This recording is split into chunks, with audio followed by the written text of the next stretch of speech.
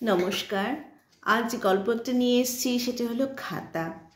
গল্পটা পড়ছিলাম আর বারবার মনে হচ্ছিল যে একটু আপনাদের সাথে শেয়ার করি। কবিগুরু রবীন্দ্রনাথ ঠাকুর কি সুন্দর করে যে লিখে গেছেন, মেয়েদের মনের কথা এত সুন্দরভাবে তুলে ধরেছেন, ভীষণ ভালো লাগে। শুনুন, ভালো লাগবে। এটি গল্পগুচ্ছেরই অন্তর্গত একটি ছোট্ট গল্প, খাতা। লিখিতে শিখিয়া অবধি উমা বিষম উপদ্রব আরম্ভ করিয়াছে। বাড়ির প্রত্যেক ঘরের দেওয়ালে কয়লা দিয়া বাঁকা লাইন কাটিয়া বড় বড় কাঁচা অক্ষরে কেবলই লিখিতেছে, জল পড়ে পাতা নড়ে। তাহার বৌঠাকুরানীর বালিশের নিচে হরিদাসের গুপ্ত কথা ছিল, সেটা সন্ধান করিয়া বাহির করিয়া তাহার পাতায় পাতায় পেন্সিল দিয়ে লিখিয়াছে, কালো জল লাল ফুল। বাড়ির সর্বদা ব্যবহার্য নূতন পঞ্জিকা হইতে অধিকাংশ নিধি নক্ষত্র খুব বড় বড় অক্ষরে এক প্রকার লুপ্ত করিয়া দিয়াছে। বাবার দৈনিক হিসাবের খাতায় জমা খরচের মাঝখানে লিখিয়া রাখিয়াছে, লেখাপড়া করে যে গাড়ি ঘোড়া চড়ে সেই। এ প্রকার সাহিত্যচর্চায় যে এ পর্যন্ত সে কোনো প্রকার বাধা পায় নাই, অবশেষে একদিন একটা গুরুতর দুর্ঘটনা ঘটিল। উমার দাদা গোবিন্দলাল দেখিতে অত্যন্ত নিরীহ, কিন্তু সে খবরের কাগজে সর্বদাই লিখিয়া থাকে। তাহার কথাবার্তা শুনিলে তাহার আত্মীয় স্বজন কিংবা তাহার পরিচিত প্রতিবেশীরা কেহ তাহাকে চিন্তাশীল বলিয়া কখনো সন্দেহ করে না, এবং বাস্তবিকও সে যে কোনো বিষয়ে কখনো চিন্তা করে এমন অপবাদ তাহাকে দেওয়া যায় না। কিন্তু সে লেখে, এবং বাংলার অধিকাংশ পাঠকের সঙ্গে তার মতের সম্পূর্ণ ঐক্য হয়। শরীরতত্ত্ব সম্বন্ধে ইউরোপীয় বৈজ্ঞানিক মণ্ডলীর মধ্যে কতকগুলি গুরুতর ভ্রম প্রচলিত আছে, সেগুলি গোবিন্দলাল যুক্তির কোনো সাহায্য অবলম্বন না করিয়াও কেবলমাত্র রোমাঞ্চজনক ভাষার প্রভাবে সতেজে খণ্ডনপূর্বক একটা উপাদেয় প্রবন্ধ রচনা করিয়াছিল। উমা একদিন নির্জন দ্বীপ্রহরে দাদার কালি কলম লইয়া সেই প্রবন্ধটির উপরে বড় বড় করে লিখিল, গোপাল বড় ভালো ছেলে, তাহাকে যাহা দেওয়া যায় সে তাহাই খায়। গোপাল বলিতে সে যে গোবিন্দলালের প্রবন্ধ পাঠকের প্রতি বিশেষ লক্ষ্য রাখিয়াছিল তাহা আমার বিশ্বাস হয় না, কিন্তু দাদার ক্রোধের সীমা রহিল না। প্রথমে তাহাকে মারিল, অবশেষে তাহার একটি স্বল্পা বিশিষ্ট পেন্সিল, আদ্যপান্ত মুশলিপ্ত একটি ভোতা কলম, তাহার বহু যত্ন সঞ্চিত যৎসামান্য লেখ উপকরণের পুঁজি কাড়িয়া লইল। অপমানিতা বালিকা তাহার এতাদৃশ্য গুরুতর লাঞ্ছনার কারণ সম্পূর্ণ বুঝিতে না পারিয়া ঘরের কোণে বসিয়া ব্যথিত হৃদয়ে কাঁদিতে লাগিল। শাসনের মেয়াদ উত্তীর্ণ হইলে পর গোবিন্দলাল কিঞ্চিৎ অনুতপ্ত চিত্তে উমাকে তাহার লুণ্ঠিত সামগ্রীগুলি ফিরাইয়া দিল, এবং উপরন্তু একখানি লাইন টানা ভালো বাঁধানো খাতা দিয়া বালিকার হৃদয় বেদনা দূর করিবার চেষ্টা করিল। উমার বয়স তখন 7 বছর। এখন হইতে এই খাতাটি রাত্রিকালে উমার বালিশের নিচে ও দিনের বেলা সর্বদা তাহার কক্ষে ক্রোড়ে বিরাজ করিতে লাগিল। ছোট্ট বেনেটি বাঁধিয়া ঝি সঙ্গে করিয়া যখন সে গ্রামের বালিকা বিদ্যালয়ে পড়িতে যাইত, খাতাটি সঙ্গে সঙ্গে যাইত। দেখিয়া মেয়েদের কাহারও বিস্ময়, কাহারও লোভ, কাহারও বা দেশ হইত। প্রথম বৎসর অতি যত্ন করিয়া খাতায় লিখিল, পাখি সব করে রব, রাতি পোহাইল। শয়নগৃহের মেঝের উপরে বসিয়া খাতাটি আঁকড়িয়া ধরিয়া উচ্চস্বরে সুর করিয়া পড়িত এবং লিখিত। এমনি করিয়া অনেক গদ্য পদ্য সংগ্রহ হইল। দ্বিতীয় বৎসরের মধ্যে দু একটি স্বাধীন রচনা দেখা দিতে লাগিল, অত্যন্ত সংক্ষিপ্ত কিন্তু অত্যন্ত সারবান। ভূমিকা নাই, উপসংহার নাই। দুটা একটা উদ্ধৃতি করিয়া দেওয়া যাইতেই পারে। খাতায় কথামালার ব্যাঘ্র ও বকের গল্পটা যেখানে কপি করা আছে তাহার নিচে এক জায়গায় একটা লাইন পাওয়া গেল। সেটা কথামালা কিংবা বর্তমান বঙ্গ সাহিত্যের আর কোথাও ইতিপূর্বে দেখা যায় নাই। সেই লাইনটি এই, যোশীকে আমি খুব ভালোবাসি। কেহ না মনে করেন আমি এইবার একটা প্রেমের গল্প বানাইয়া বসিয়া আছি। যোশী পাড়ার কোনো একাদশ কিংবা দ্বাদশ বর্ষীয়া বালক নহে, বাড়ির একটি পুরাতন দাসী, তার প্রকৃত নাম যশোদা। কিন্তু যোশীর প্রতি বালিকার প্রকৃত মনোভাব কি, এই এক কথা হইতে তাহার কোনো দৃঢ় প্রমাণ পাওয়া যায় না। এ বিষয়ে যিনি বিশ্বাসযোগ্য ইতিহাস লিখিতে ইচ্ছা করিবেন, তিনি এই খাতাতেই দুপাতা অন্তরে পূর্বোক্ত কথাটির সুস্পষ্ট প্রতিবাদ দেখিতে পাইবেন। এমন একটা নয়, উমার রচনার পদে পদে পরস্পর বিরোধিতা দোষ লক্ষিত হয়। এক স্থলে দেখা গেল হরির সঙ্গে জন্মের মতো আড়ি, হরিচরণ নয় হরিদাসী, বিদ্যালয়ের সহপাঠিকা। তার অনতি দূরেই এমন কথা আছে যাহা হইতে সহজেই বিশ্বাস জন্মে যে হরির মতো প্রাণের বন্ধু আর তাহার ত্রিভুবনে নাই। কি মজার না? তাহার পর্বৎসর বালিকার বয়স যখন 9 বৎসর, তখন একদিন সকালবেলা হইতে তাহাদের বাড়িতে সানাই বাজিতে লাগিল। ভাবুন তো, উমার বিবাহ। বরটির নাম প্যারীমোহন, গোবিন্দলালের সহযোগী লেখক। বয়স যদিও অধিক নয় এবং লেখাপড়া কিঞ্চিত শেখা আছে, তথাপি নব্যভাব তার মনে কিছুমাত্র প্রবেশ করিতে পারে নাই। এজন্য পাড়ার লোকেরা তাকে ধন্য ধন্য করিত এবং গোবিন্দলাল তাহার অনুকরণ করিতে চেষ্টা করিত, কিন্তু সম্পূর্ণ কৃতকার্য হইতে পারে নাই। উমা বেনারসি শাড়ি পরিয়া ঘোমটায় ক্ষুদ্র মুখখানি আবৃত করিয়া কাঁদিতে কাঁদিতে শ্বশুর বাড়ি গেল। মা বলিয়া দিলেন, বাছা, শাশুড়ির কথা মানিয়া চলিস, ঘরকন্যার কাজ করিস, লেখাপড়া লইয়া থাকিস নে। গোবিন্দলাল বলিয়া দিলেন, দেখিস সেখানে দেওয়ালে আঁচড় কাটিয়া বেড়াস নে, সে তেমন বাড়ি নয়। আর প্যারীমোহনের কোনো লেখার উপরে খবরদার কলম চালাস নে। বালিকার হৃৎকম্প উপস্থিত হইল।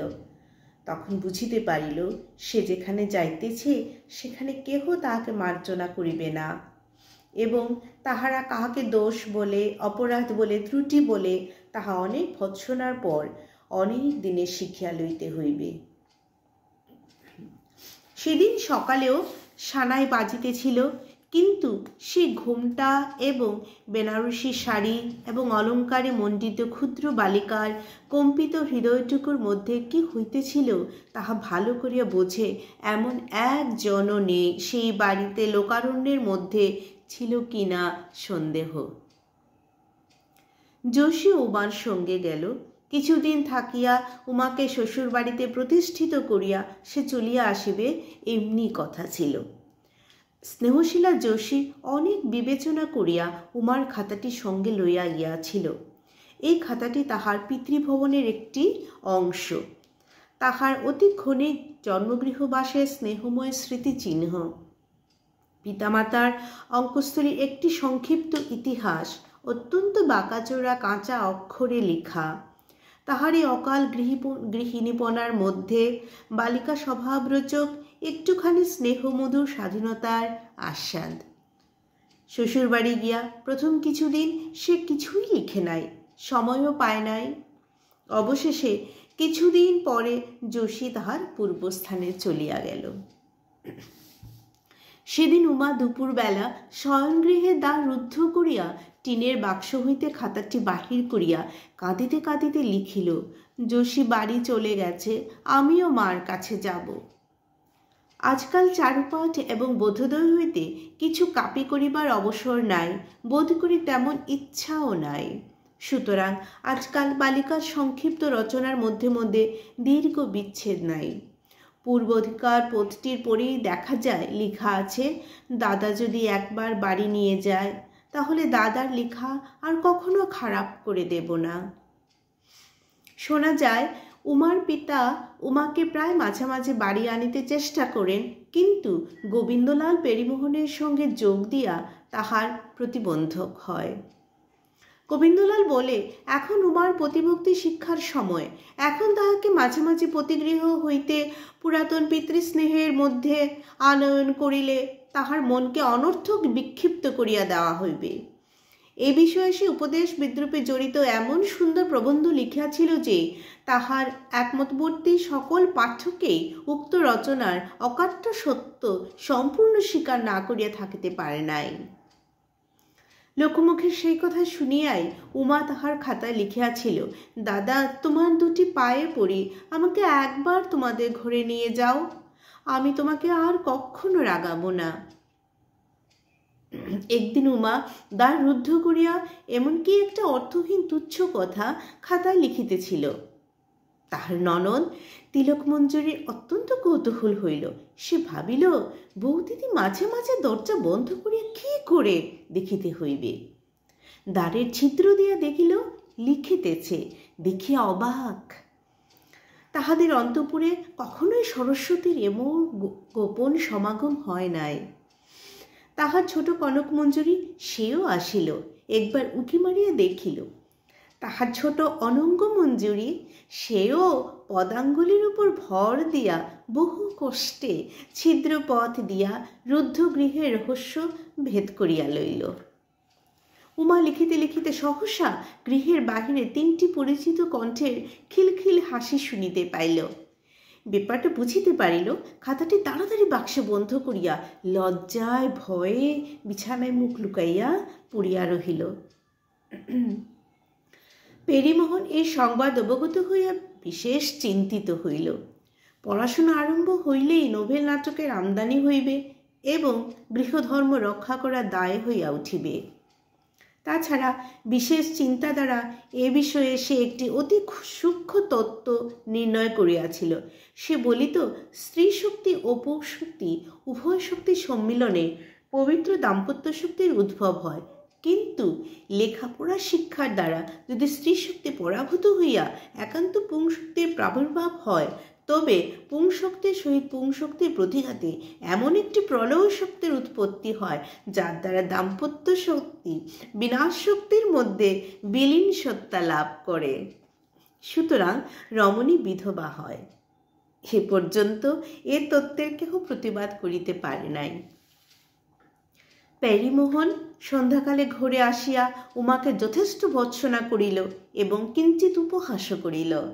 বলিল, সামলা, ফরমাস দিতে হইবে, গিন্নি কানে কলম গুজিয়ে আপিসে যাইবেন। উমা ভালো বুঝিতে পারিল না প্যারিমোহনের প্রবন্ধ যে কখনো পড়ে নাই, এজন্য তাহার এখনো অত দূর রসবোধ জন্মে নাই। কিন্তু সে মনে মনে একান্ত সংকুচিত হইয়া গেল। মনে হইল, পৃথিবী দ্বিধা হইলে তবে সে লজ্জা রক্ষা করিতে পারে। বহুদিন আর সে লেখে নাই। কিন্তু একদিন শরৎকালের প্রভাতে একটি গায়িকা ভিকারিণী আগমনীর গান গাইতেছিল। উমা জানালার গরাদের উপর মুখ রাখিয়া চুপ করিয়া শুনিতেছিল। এক শরৎকালের রৌদ্রে ছেলেবেলাকার সকল কথা মনে পড়ে তাহার উপরে আগমনীর গান শুনিয়া সে আর থাকিতে পারিল না। উমা গান গাহিতে পারিত না, কিন্তু লিখিতে শিখিয়া অবধি এমনি তাহার অভ্যেস হইয়াছে যে একটি গান শুনিলেই সেটা লিখিয়া লইয়া গান গাহিতে না পারার খেদ মিটাইত। আজ কাঙালি গাহিতেছিল, পুরবাসী বলে উমার মা, তোর হারা তারা এলো ওই, শুনে পাগলিনী প্রায় অমনি রানী ধায়, কই উমা বলে কই? কেঁদে রানী বলে, আমার উমা এলে, একবার আয় মা, একবার আয় মা, একবার আয় মা করি কোলে। অমনি দুবাহু পসারি মায়ের গলা ধরি অভিমানে কাঁদি রানীরে বলে, কই মেয়ে বলে আনতে গিয়েছিল। অভিমানে উমার হৃদয় পূর্ণ হইয়া চোখে জল ভরিয়া গেল। গোপনে গায়িকাকে ডাকিয়া রুদ্ধদ্বার রুদ্ধ করিয়া বিচিত্র বানানে এই গানটি খাতায় লিখিতে আরম্ভ করিল। তিলক মঞ্জুরি, কনক মঞ্জুরি এবং অনঙ্গ মঞ্জুরি সেই ছিদ্রযোগে সমস্ত দেখিল এবং সহসা করতালি দিয়া বলিয়া উঠিল, বৌদিদি কি করছো? আমরা সমস্ত দেখছি।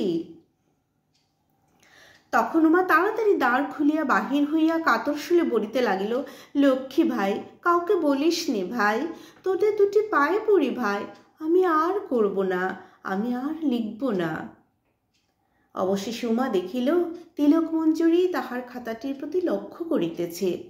তখন সে ছুটিয়া গিয়া খাতাটি বক্ষে চাপিয়া ধরিল। ননদীরা অনেক বল প্রয়োগ করিয়া সেটি কাড়িয়া লইবার চেষ্টা করিল, কৃতকার্য না হইয়া অনঙ্গ দাদাকে ডাকিয়া আনিল। প্যারীমোহন আসিয়া গম্ভীরভাবে খাটে বসিল, মেঘমন্দ্রস্বরে বলিল, খাতা দাও। আদেশ পালন হইল না দেখিয়া আরো দুই এক সুর গলা নামাইয়া কহিল, দাও। বালিকা খাতাটি বক্ষে ধরিয়া একান্ত অনুনয় দৃষ্টিতে স্বামীর মুখের দিকে চাহিল। যখন দেখিল প্যারীমোহন খাতা কাড়িয়া লইবার জন্য উঠিয়াছে, তখন সেটা মাটিতে ফেলিয়া দিয়া দুই বাহুতে মুখ ঢাকিয়া ভূমিতে লুণ্ঠিত হইয়া পড়িল। প্যারীমোহন খাতা লইয়া বালিকার লেখাগুলি উচ্চস্বরে পড়িতে লাগিল। শুনিয়া উমা পৃথিবীকে উত্তরোত্তর গাঢ়তর আলিঙ্গনে বদ্ধ করিতে লাগিল এবং অপর তিনটি বালিকা শ্রোতা খিলখিল করিয়া হাসিয়া অস্থির হইল। সেই হইতে উমা আর সে খাতা পায় নাই। প্যারীমোহনেরও সূক্ষ্ম তত্ত্ব কণ্টকিত বিবিধ প্রবন্ধপূর্ণ একখানি খাতা ছিল, কিন্তু সেটি কাড়িয়া লইয়া ধ্বংস করে এমন মানবহিতৈষী কেহ ছিল না। কি অবস্থা! কি ভালো লাগে গল্পগুলো পড়তে, সহজ সরলভাবে লেখা, কিন্তু কোন সূক্ষ্ম একটা গাঢ় তত্ত্ব যেন উঠে আসে। সেই একটা মেসেজ যে তখন তো মেয়েদের পড়ার অধিকারই ছিল না, কিন্তু মেয়েরা চাইলে কি না করতে পারে বলুন তো? লেখা, পড়া, আবার শুনে শুনে গান শিখে লেখা, কতখানি। কিন্তু তখন তো কিছুই এগুলো করতে দেওয়া হতো না। সেইগুলোই রবীন্দ্রনাথ ঠাকুর ওনার গল্পের মধ্য দিয়ে তুলে ধরেছেন। আমরা আজকাল হয়তো এগুলো পড়ার সময় পাই না, তাই আমি ভেবেছি আর কি যে গল্পগুলো আপনাদের কাছে এইভাবেই পৌঁছে দেব। দেখুন না কি ভালো লাগবে শুনলে। পড়ার হয়তো কারোরই এখন এত সময় হয় না, তাই বলে আমি পড়ে পড়ে আপনাদেরকে শোনাবো। ভালো লাগবে দেখুন, আর কমেন্ট করবেন, লাইক করবেন প্লিজ। আজ আসি, টাটা।